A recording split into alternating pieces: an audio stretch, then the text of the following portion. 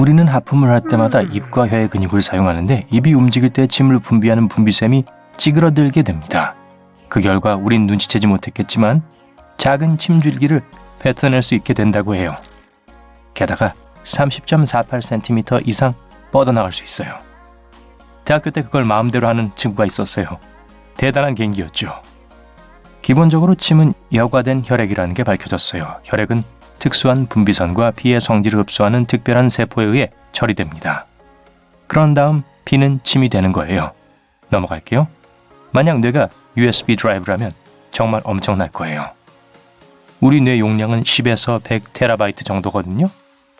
어떤 과학자들은 전체 용량이 2.5PB에 이를 수 있다고 주장해요. 멍멍이 간식 이름 같지 않나요? 2010년에 영문판 위키피디아 전체 용량을 계산했었지만 5.6TB에 불과했어요. 우리 몸의 열은 특별히 하는 일 없을 때도 30분 안에 1.9L의 물을 끓일 수 있어요. 한번 해봐야겠는데요? 우리의 뇌는 오직 10W의 전력만으로 초당 최대 1경계의 활동을 할 수 있어요. 같은 기능을 할 수 있는 컴퓨터는 약 1GW의 전력이 필요할 거예요. 어느 정도냐면 최대 30만 채의 주택의 전력을 공급할 수 있는 양이죠. 여러분의 기억력은 몸의 위치에 의해 영향받아요. 예를 들어 누군가에게 손을 흔들었던 상황을 회상하면서 똑같이 손을 흔들면 떠올릴 확률이 더 높아진다고 해요. 뇌에는 수백만 개의 뉴런이 있고 모두 다 다릅니다. 이 뉴런들 사이의 연결 속도도 다 달라요. 그래서 어떤 정보들은 다른 정보들보다 빨리 불러올 수 있는 거예요. 하지만 시경 자극은 전기의 속도에 비하면 매우 느립니다. 뉴런은 세계에서 가장 빠른 차보다 더 느린 시속 432km까지의 속도를 낼 수 있어요. 그래도 뇌가 통증이나 간지럼 같은 것에 반응해야 하기 때문에 꽤 빠른 편이에요. 하지만 뇌 자체는 고통을 느낄 수 없어요. 뇌에는 신경말단이 없거든요. 붉은 머리카락을 가진 사람은 전체 사람의 1%예요. 2%의 사람들만이 타고난 금발이에요. 네, 여러분이 본 이 머리색을 가진 사람들은 대부분 염색한 거예요. 검은색이 세계에서 가장 흔한 머리색입니다. 머리카락은 강할 뿐만 아니라 탄력도 있어요. 물에 젖었을 때는 약 30%까지 더 늘어날 수 있어요. 머리카락의 평균 성장률은 1년에 15cm예요. 그래서 만약 여러분이 80살이 될 때까지 머리카락을 한 번도 자르지 않는다면 머리카락은 1200cm까지 자랄 거예요. 대략 4층 건물 정도의 높이죠. 하지만 머리카락의 길이는 유전적으로 프로그램이 짜여 있기 때문에 그렇게까지 가능하진 않을 거예요. 사람의 눈은 자동차 엔진과 닮았어요. 둘 다 윤활이 잘 되려면 액체가 필요하죠. 엔진은 기름이 필요하고 눈은 눈물이 필요합니다. 눈이 제대로 작동하도록 하기 위해 눈물이 곳곳에 잘 퍼져 있어야 해요. 그래서 우리가 하루에 10,000번 이상 눈을 깜빡이는 거예요. 눈 근육은 우리 몸에서 가장 빠른 근육이에요. 우린 1초에 5번 또는 그 이상을 깜빡일 수 있어요. 매 1분마다 눈을 깜빡이는데 약 6초를 소비합니다. 낮 동안 눈을 감는 것만으로 완전한 어둠 속에서 30분을 보내죠. 잠자는 시간을 포함하지 않고도 말이에요. 인체에서 혈액으로부터 영양분을 받지 않는 유일한 부분은 눈의 각막입니다. 각막이 잘 작동하기 위해선 눈앞에 눈물과 액체만 있으면 되거든요. 대부분의 과학자들은 오직 인간만이 감정에 의해 눈물을 흘린다는 사실에 동의합니다. 슬퍼서 또는 기뻐서 우는 동물은 없거든요. 들어오는 빛을 제어하기 위해 동공은 좁아지고 팽창하죠. 만약 빛이 많다면 눈을 아프지 않게 하기 위해 빛이 들어오는 통로를 좁히죠. 어둠 속에선 가능한 한 많은 빛을 포착하기 위해 동공은 확장됩니다. 이제 다시 입으로 돌아가 볼까요? 혀에는 근육이 많아요. 그리고 이 중 일부는 새로운 언어를 배울 때만 사용할 수 있어요. 입안에 사는 모든 박테리아 때문에 사람이 물면 거의 항상 감염이 되죠. 그런 의미로 우린 하이에나와 꽤 비슷합니다. 뼈는 매일 많이 쓸 수 있게 디자인되어 있고 어떤 뼈들은 몸무게의 2배, 심지어 3배까지의 무게를 흡수할 수 있어요. 인상적이긴 하지만 치아는 훨씬 더 강하죠. 뭔가를 물었을 때 치아는 믿을 수 없는 압력을 가할 수 있어요. 90kg까지 말이죠.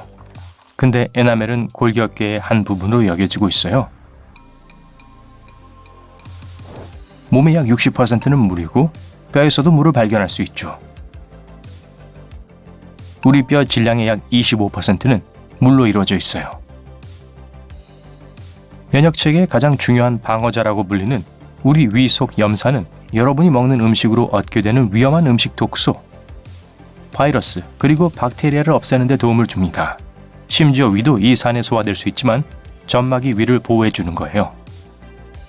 비록 하루에 2번 이를 닦고 구강 세척하는 걸 잊지 않아도 입은 여전히 인체에서 가장 더러운 부분 중 하나로 남아있어요. 이 안에 수백만 개의 박테리아가 살고 있기 때문인데요. 좋은 소식은 이 박테리아들이 대부분 몸에 좋고 나쁜 박테리아와 바이러스로부터 보호해준다는 거예요. 인간과 기린의 목은 비슷해요. 사람은 기린과 같은 양의 목 척추뼈를 갖고 있어요. 하지만 다른 점은 길이죠. 기린의 척추뼈 길이는 25cm입니다. 우리 척추는 최대 450kg의 압력을 견딜 수 있어요. 어른 얼룩말을 견딜 수 있는 거죠. 하지만 제발 집에서 해보진 마세요. 어쨌든 얼룩말을 기르고 있진 않으시죠? 등을 대고 누워 무릎을 올리면 척추에 가해지는 압력은 11kg으로 확실히 얼룩말만큼은 아니지만 몸집 좋은 고양이 한 마리 정도라고 생각하면 될 거예요. 우리 척추는 또 매우 유연해요. 이걸 구부릴 수 있으면 3분의 2의 완벽한 원을 만들 수 있어요. 생각만 해도 뱀 같은 모습이지 않나요? 저녁 때보다 아침에 키가 더 커요. 잠자는 동안 더 이상 중력의 힘에 영향을 받지 않아서 여러분의 척추가 늘어나기 때문에 키가 최대 1.26cm까지 늘어나죠. 하지만 낮에 다시 키가 작아지는 게 아쉽네요. 롤러코스터는 실제로 여러분의 장기를 이리저리 내던져요. 그래서 위가 떨어지는 느낌이 든다면 그건 실제로 여러분 몸 안에서 뒤집어지고 있는 거예요. 여러분 몸에 있는 유일무이한 것이 지문 하나뿐이라고 생각하시나요? 아니에요. 여러분의 혀 자국과 냄새 또한 고유하죠. 누군가가 여러분의 냄새를 맡는다면 의심해봐도 됩니다. 만약 모든 혈관을 한 줄로 늘어뜨린다면 그거 정말 아플 것 같아요. 혈관을 쭉 잇는다면 지구를 2바퀴 반 이상 돌 거예요. 인상적이지만 여러분은 볼 수가 없겠죠. 혈관이 없으면 못 살잖아요. 잠든 동안 휴식을 취한다고 생각하겠지만 사실 뇌는 그렇지 않아요. 사실 낮보다 밤에 수집한 모든 정보들을 처리하면서 더 활성화되죠. 그러니 뇌에게 존경심을 가져주세요. 인간의 간은 신체에서 가장 바쁜 기관입니다. 500개 넘는 기능을 하고 있지만 과학자들도 그 모든 걸 명확하게 알지 못해요. 우리가 점심을 먹고 나면 왜 그렇게 졸리는지 궁금해 본 적 있나요? 그건 24시간 주기의 생기기능 주기가 깨어난 지 7시간 후에 낮잠을 자라고 요구하기 때문인데 점심 식사는 우리를 더 졸리게 하기 때문이에요. 간단하죠? 치통과 두통은 3차 신경 덕분에 서로 연결되어 있어요. 이 신경은 턱을 통해 바로 머리로 넘어가기 때문에 이가 아플 때는 그 통증이 머리로 밀접하게 연관되어요. 말 그대로 뭘 하든 칼로리가 떨어져요. 건강한 8시간의 수면은 예를 들어 800칼로리를 소모하죠. 그리고 먹는 동안에도 에너지를 소모해요. 모든 포유동물들처럼 우리에겐 물에 빠지지 않게 하기 위해 신체 기능을 늦추거나 심지어 멈추는 잠수 반사작용이 있어요. 그 작용에는 심박수도 포함됩니다. 사람은 음식 없이 20일 이상 버틸 수 있어요. 그러나 10일 동안 잠을 자지 않는다면 몸이 단순히 기능을 멈추게 될 거예요. 잠에 대해 이야기하자면 보통 사람들은 꿈의 90%를 잊어버려요. 그리고 어쩌면 그게 좋은 걸 수도 있어요. 안 그러면 세상에 얼마나 미쳐갈지 상상해보세요. 꿈의 색깔은 어릴 때 본 TV의 영향을 받아요. 만약 흑백 TV를 시청한 기성세대라면 단색 꿈을 더 자주 보게 될 거예요. 만약 컬러 텔레비전에 익숙하다면 꿈도 다채로 올 거예요. 지구상에 있는 10,000명 중 한 사람은 자신의 장기들이 보통 또는 관습적인 위치에서 거울에 비춘 듯이 있거나 반대로 되어 있어요. 즉 이들의 간은 왼쪽이 더 크고 오른쪽 신장이 왼쪽 신장에 비해 약간 더 높이 있을 거예요.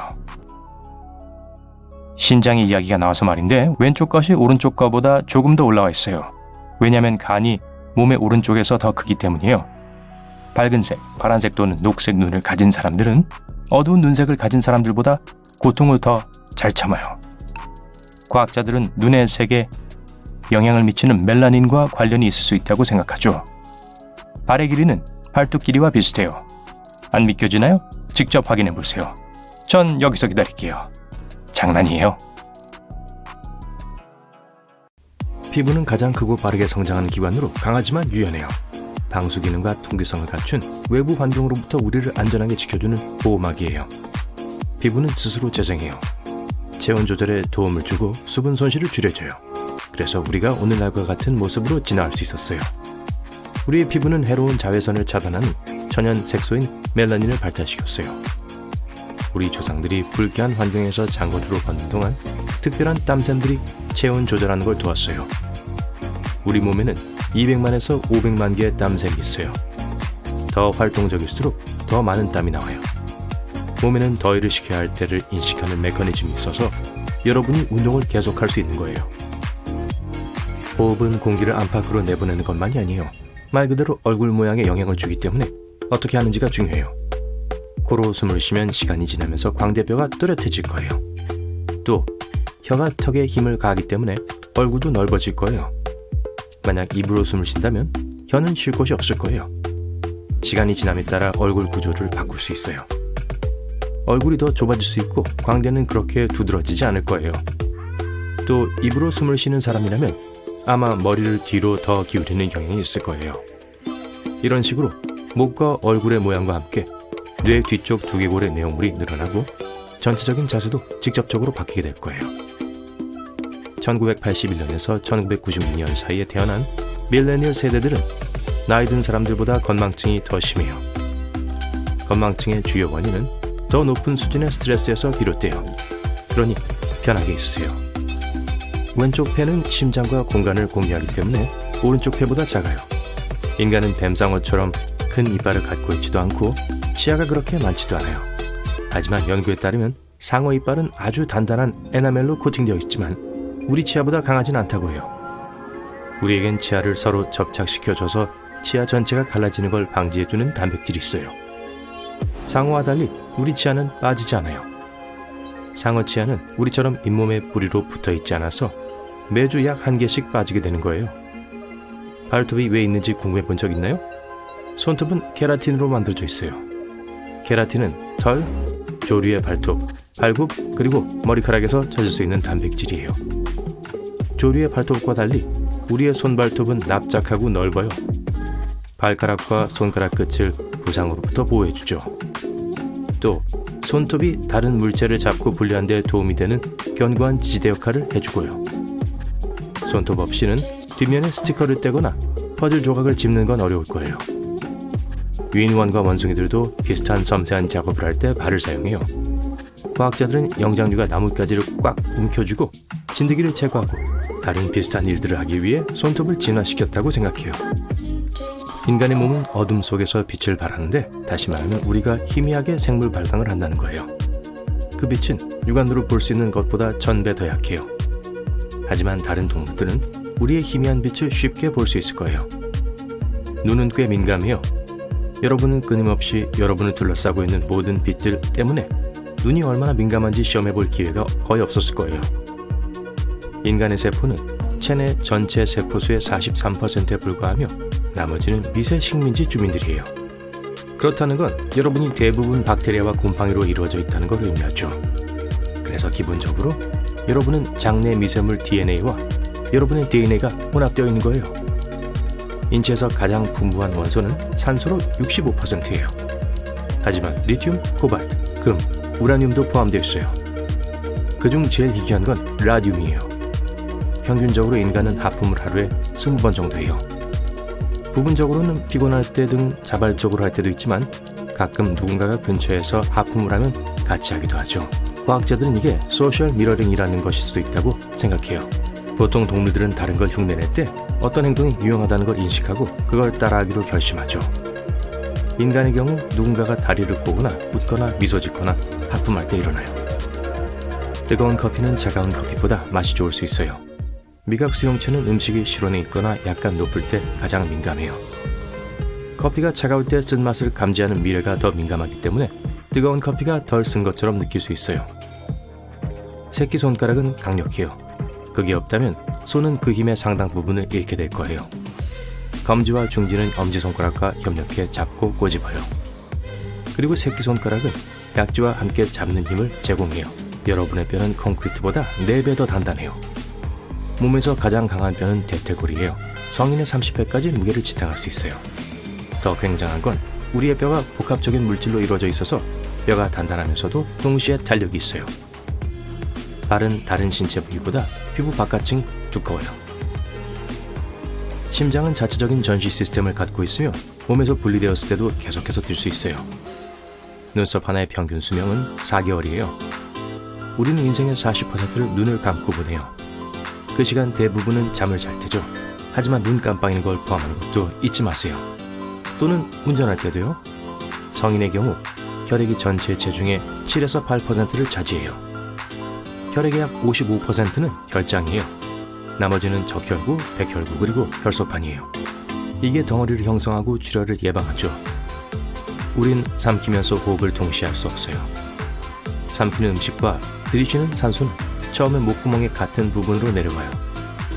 조금 더 깊어지면 통로가 식도와 기관으로 나뉘어져요.